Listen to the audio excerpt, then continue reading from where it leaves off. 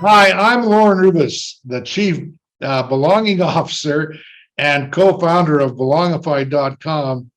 And if you want to hear stories about the importance of belonging and being part of, or the reverse, when you're not, you've come to the right place. Come along for the ride. I'd like you to imagine what it'd be like to get an email from the CEO of a company you're part of.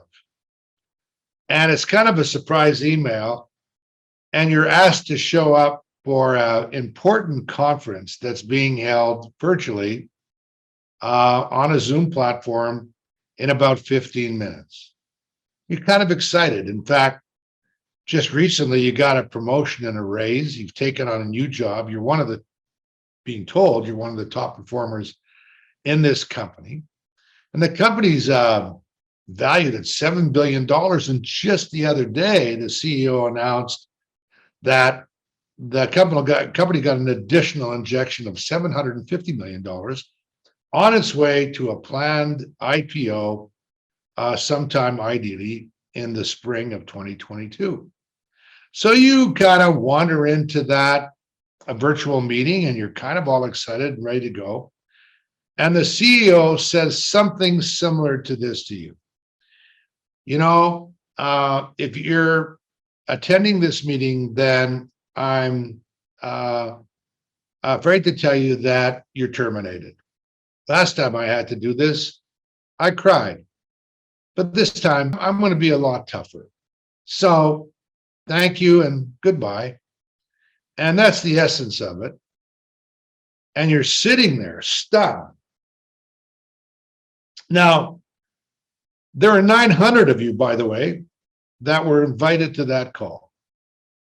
Now, what happens immediately after that is that your screen goes dark, your phone is shut off, and you've got to go because it's a company phone, and you have no access to your email, company email, nothing. You don't even know really, because everything's built into the applications and the platform, how to contact anybody. And you sit there for 4 hours and you're waiting to find out what the hell happens next. Now, additionally, it happens to be this time of the year, and you've got, and I know this is one case, a true story of someone who shared the anecdote of this, 5 kids, and your partner works part-time at a nonprofit. Now, what is going through your mind when you've gone through that? And in this particular case, and I'm sharing and I'm paraphrasing an anecdote, the story that was shared on As It Happens, the CBC podcast. We interviewed one of the people who at this company, Better.com, a digital mortgage company, and this is what happened. The CEO got on there, and on that platform, in less than 3 minutes, laid off 900 people. And frankly, the outcome of that is that everybody got 1 month severance and their benefits for 3 months. And I guess you could say, that was better than some companies. But the fact of the matter is, it's an egregious example of what we do around and how poorly we've handled people and leaving organizations. You might ask me, okay, Lauren, what would you do if you, for whatever reason, felt like you had to let go of 900 people?